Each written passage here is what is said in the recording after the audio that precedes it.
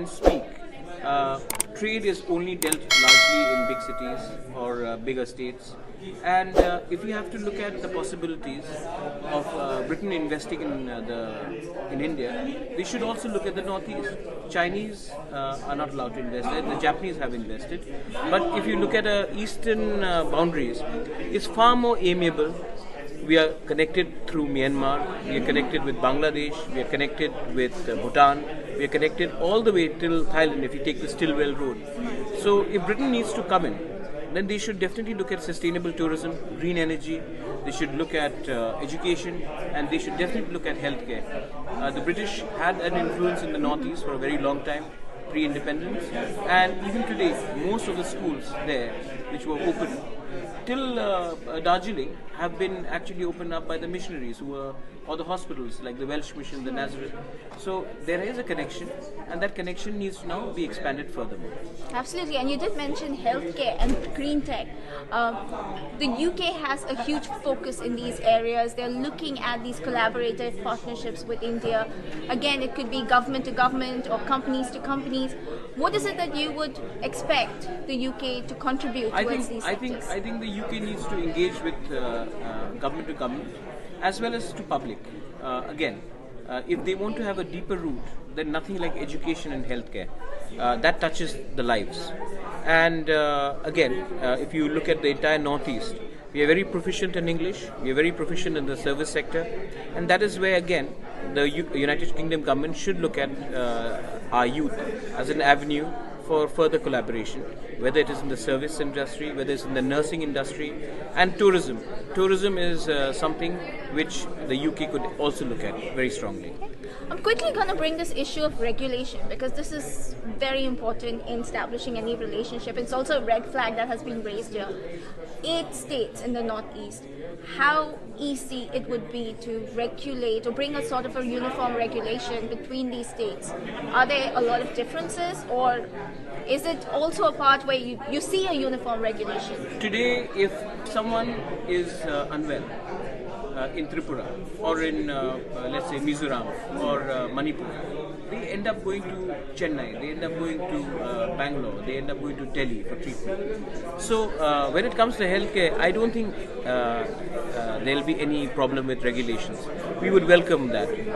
In terms of employment, many of our nurses they're not only from Kerala, they're also from Manipur, they're also from Nagaland, they're also from Tripura. And these nurses are actually very well trained in healthcare. So they could be employed even in United Kingdom. It would give them a better opportunity. So I don't see it as a problem. Education again, we are all proficient in English. We all welcome English language. In fact, our demand has been to have our mother tongue being written in the English language. Again, that also helps us if you all come in the education sector. Yeah. Anyway, all the best schools in Darjeeling, in Shillong, in parts of Assam, in Manipur, in Nagaland, were actually set up by the missionaries, whether they were the Irish brothers, they were the Welsh mission, but they were set up by the British. So I don't see any resistance there as well. I think we want to learn the language. mostly a lack of communication No, or I think information that goes out. what's happened is that when someone in London thinks about India, they think about Delhi, they think about Bangalore, they think about Mumbai. Yeah. They have to start thinking beyond that. And as an Indian, when I come to London, I don't want to only think about London. I want to go and check out what's happening in Stockport. I want to go and see what is happening in Leicester. I want to go and see what's happening in Surrey. There is Manchester, there are Liverpool, there are different aspects, Sheffield. So there are many things that I don't think England will grow if London grows. London will grow if the rest of England grows. And the same thing, if Northeast is left outside the growth of India, India itself will not grow so well. Absolutely, and you've been trying to get the Northeast into the main discourse of the country. Fairly young party did you have? What are the prominent issues that you have on your agenda? Our main agenda is the creation of Greater Tipra land. And now that Greater Tipra land is within the Constitution of India under Article 2, 3 and 4. And we are saying that until we are not given that demand, we will not go along with any political party. Why are we saying this? Because our existence is under threat. It is very important that we realize that our language, our identity, our culture is under threat.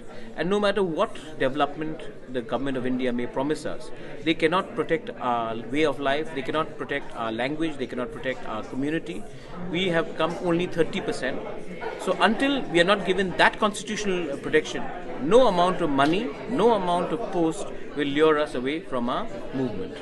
And I'm sure one of the biggest criticism to your demands is labeling you as a separatist, anti-national, thinking that you are trying to separate this state out of India, but that's not your intention at all. So how do you try and convince people that what you want to do is not break India, but create a bigger, larger, more flourishing country? If America, which has a population of one third of India's population, one fourth, and can have 51 states, why can't India have smaller states? The creation of Chhattisgarh was not anti-national. The creation of Uttarakhand was not anti-national. The creation of Telangana was not anti-national. So if someone like us in the Tripura are asking for greater Tripura land, how can that be termed anti-national? You may be against the idea of a separate state. I agree, everybody has a view. But how can you call that movement anti-national? It could be against your sentiment, but you cannot call it anti-national. The problem is that for far too many years, they've made the tribal look like he is a violent person, or he or she is a violent person. A tribal is supposed to be a secessionist. A tribal cannot rationalize. A tribal cannot pick up an indigenous person. Whenever he raises a demand, it is always clubbed with violence or secessionism. Here is a democratically elected party asking for greater Tripura land within the Article 2, 3, 4 of the Indian Constitution. If people have so much problem with that, then kindly amend the Constitution of India saying that this demand is allowed everywhere in India except for the state of Tripura. If till the time that is not there, I will keep on demanding this because the government of India, the Constitution of India gives me the provisions to demand for a creation of a smaller state. And do you see any political allies for this movement across the country? I have got support in my Jantar Mantar movement from political parties. I'm also hopeful that the government of India realizes that our demand will be something which can be, they should look at it from a security point of view.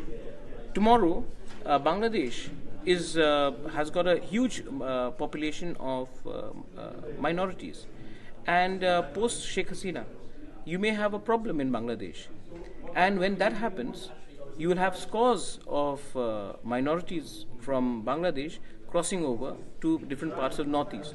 At that time, the government of India needs to have a policy.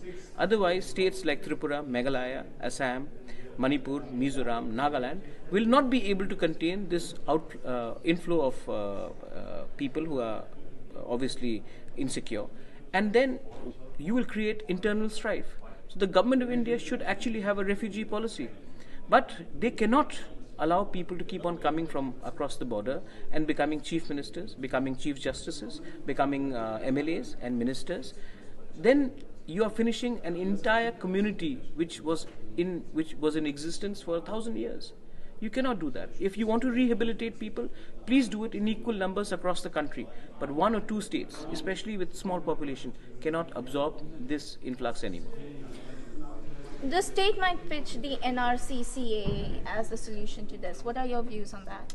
Any identification of or law which actually discriminates people on the basis of religion is not acceptable to me. I have an NRC case in the Supreme Court. I have fought against CAA myself.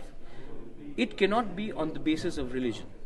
It has to be an illegal immigrant is an illegal immigrant, and if you want to rehabilitate them, please do so with the consent of the local population. It cannot be just because they belong to a certain religion, they will be rehabilitated. I think that is incorrect, and if the government of India wants to do something more to rehabilitate, especially the Hindu minorities from Bangladesh, they should do so in equal numbers across the country and not in small states where they have already taken in 3 times over its population, like in our case. So this is criticism always exists that the Northeast does not get the platform to air its views. So I'm going to give you the last word here. Your message to the public on what you want, and this is reaching out across India. Take the platform and let them know what it is. We are proud Indians. We are proud Indians. We have fought for our country. We have fought for a country when, for decades, there would be buns during Republic Day, during Independence Day. We have fought for our rights. We love our country. But the most important thing here is that if we demand something, kindly do not take it as anti-national. There have been elements which have actually picked up the gun and then made a demand, and the government of India has spoken to them. But to not speak to democratically elected people is a crime. We celebrate a democracy, so you should talk to people who are democratically elected. We love the idea of India. We are Indians. We are proud Indians.